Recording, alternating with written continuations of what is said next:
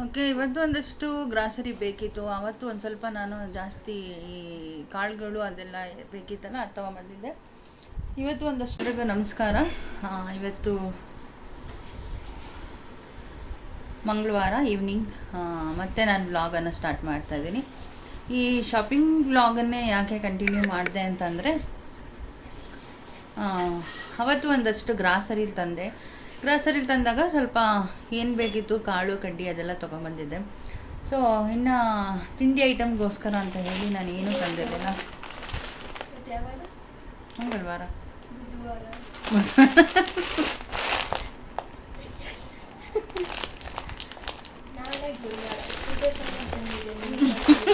Okay, ಯಾಕೆ ಇತ್ತೀಚೆಗೆ ವಾರಗಳ ನೆನಪಿರಲ್ಲ. ಸೊ ವಾರಗಳು ನೆನಪಿಲ್ದಿದಂಗೆ ಕೆಲಸ.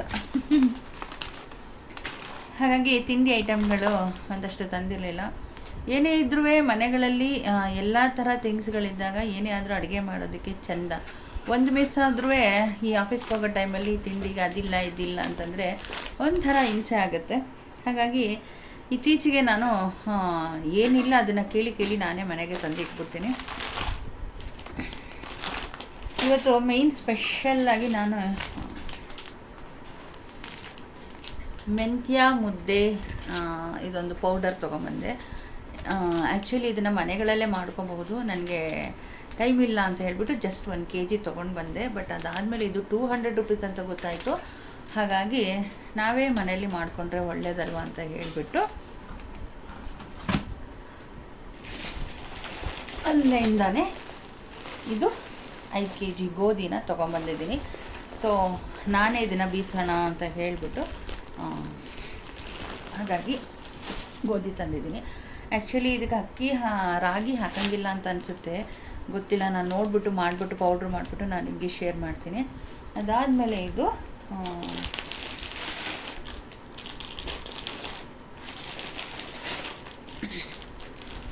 ಅಕ್ಕಿ ಹಿಟ್ಟು. ಸೊ ಒಂದೊಂದು kg ಇದೆ. 2 kg ಅಕ್ಕಿ ಹಿಟ್ಟು ತೊಗೊಂಬಂದೆ. ಸಾಮಾನ್ಯ ಅಕ್ಕಿ ತರಿನೂ ಕೂಡ ನಾನು ನೋಡಿದೆ ಇವತ್ತು. ಬಟ್ ನನಗೆ ತೊಗೋಬೇಕೋ ಬೇಡವಾ ಅಂತ ಅನ್ನಿಸ್ಲಿಲ್ಲ. ಸೊ ಆ್ಯಕ್ಚುಲಿ ನಮ್ಮ ಕಡೆ ಕಡುಬು ಎಲ್ಲ ಕಮ್ಮಿ, ನಾವು ಕಡುಬು ಎಲ್ಲ ಮಾಡಲ್ಲ. ಸೊ ಈ ಕಡೆ ಅದು ಜಾಸ್ತಿ ಓಡುತ್ತಲ್ಲ, ಹಾಗಾಗಿ ಅಕ್ಕಿ ತರಿನೂ ಸಿಗುತ್ತೆ ಈ ಕಡೆ. ನಾನು ಬರೀ ಅಕ್ಕಿ ಹಿಟ್ಟು ತೊಗೊಂಬಂದೆ 2 kg, ಏನಾದರೂ ಮಾಡೋಕ್ಕಾಗುತ್ತೆ ಅಂತ ಹೇಳಿ. ಅದಾದಮೇಲೆ ಮೈದಾ. ಸೊ ಮೈದಾನೂ ಇರಲಿ ಅಂತ ಹೇಳಿಬಿಟ್ಟು ಇದು ಒಂದು 2 kg ತೊಗೊಂಡು ಬಂದ್ಬಿಟ್ಟೆ.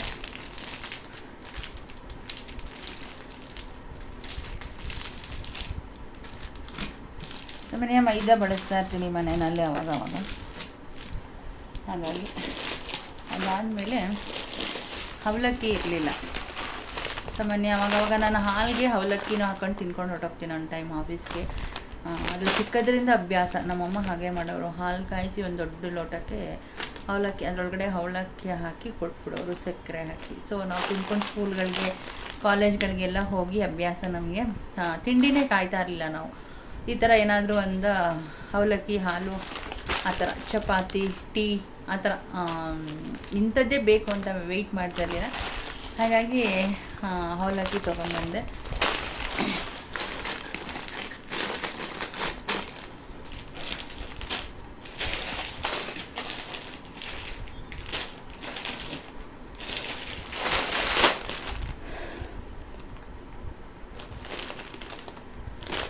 ಅರ್ಧ kg ಇದೆ. ಸೊ 2 kg ಅವಲಕ್ಕಿ, 2 kg ಮೈದಾ, 2 kg ಅಕ್ಕಿ ಹಿಟ್ಟು, ಹಾಗೆ ಬನ್ಸಿ ರವೆ. ಸೊ ನಮ್ಮಮ್ಮ ಬಂದರೆ ಯಾವಾಗಲೂ ಉಪ್ಪಿಟ್ಟು ಅದು ಇದು ಜಾಸ್ತಿ ಕೇಳ್ತಾರೆ. ಉಪ್ಪಿಟ್ಟು, ಚಪಾತಿ, ಆ ಥರ ಐಟಮ್ಸೇ ನಮ್ಮ ಮನೇಲಿ ಜಾಸ್ತಿ ನಾವು ಮಾಡೋದು. ಹಾಗಾಗಿ ರವೆ ಬೇಕಿತ್ತು. ರವೆನ ಕೂಡ 2 kg ತೊಗೊಂಬಂದೆ. ಅದಾದಮೇಲೆ ಚಿರೋಟಿ ರವೆ ಬೇಕಿತ್ತು.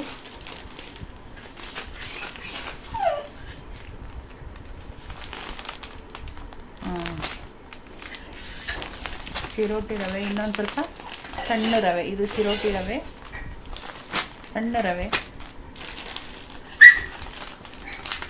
ಸೊ ಇದು ಚಿರೋಟಿ ರವೆ, ಅದು ಸಣ್ಣ ರವೆ.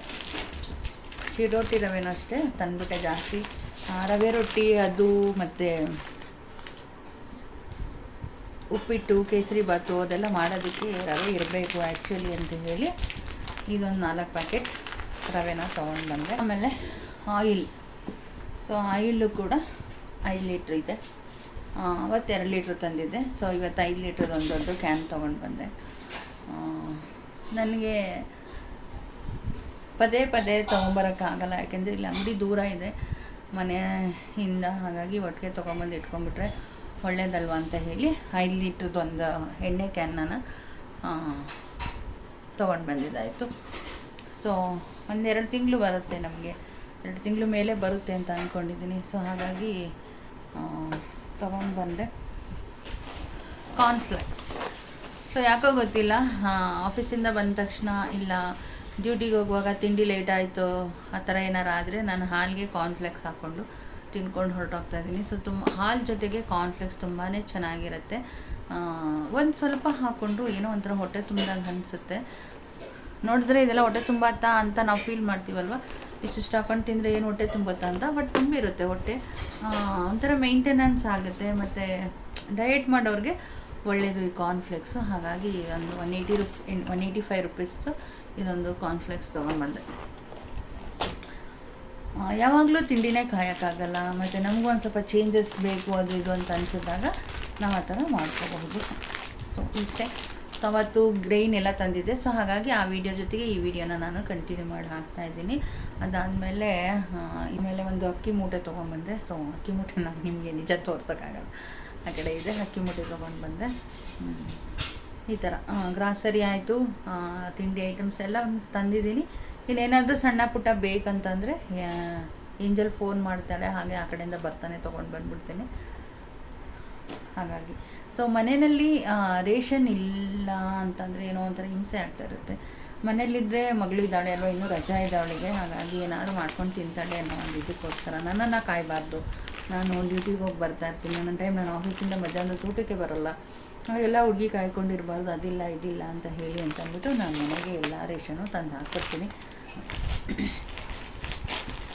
ಸೊ ಮನುಷ್ಯನಿಗೆ ಬೇಕಾಗಿರೋದು ಫಸ್ಟ್ನೇದಾಗಿ ಫಸ್ಟ್ ಆಫ್ ಆಲ್ ಊಟ, ಆ ಒಂದು ಎನರ್ಜಿ ಇದ್ದರೆ ನಾವು ಕೆಲಸಕ್ಕೆ ಹೋಗುವಂಥದ್ದು. ಅದರಲ್ಲೂ ಮುದ್ದೆ, ಚಪಾತಿ, ಈ ಉಪ್ಪಿಟ್ಟು ಇಂಥ ಐಟಮ್ಸ್ಗಳನ್ನೇ ನಾವು ಸೆಲೆಕ್ಟ್ ಮಾಡ್ಕೊಳ್ಳೋದ್ರಿಂದ ಮುಂಚಿತವಾಗಿ ಅದನ್ನೆಲ್ಲ ತೊಗೊಂಬಂದು ನಾವು ಇಟ್ಕೋಬೇಕಾಗತ್ತೆ. ಅಮ್ಮ ಬಂದ್ರಂತೂ ನಮ್ಮ ಮನೆಯಲ್ಲಿ ಮುದ್ದೆ, ಚಪಾತಿ, ಉಪ್ಪಿಟ್ಟು, ಇಡ್ಲಿ, ದೋಸೆ ಎಲ್ಲ ಕಮ್ಮಿನೇ ಬಿಡಿ, ಅದು 3 ಐಟಮ್ಸ್ ಅಂತೂ ಜಾಸ್ತಿ ಮಾಡಿಸ್ತಾ ಇರ್ತಾರೆ. ಹಾಗಾಗಿ ನಮ್ಗೆ ರವೆ ಬೇಕಾಗುತ್ತೆ ಅವಾಗವಾಗ, ಅದಕ್ಕೋಸ್ಕರ ತೊಗೊಂಬಂದಿಟ್ಟಿದ್ದೀನಿ.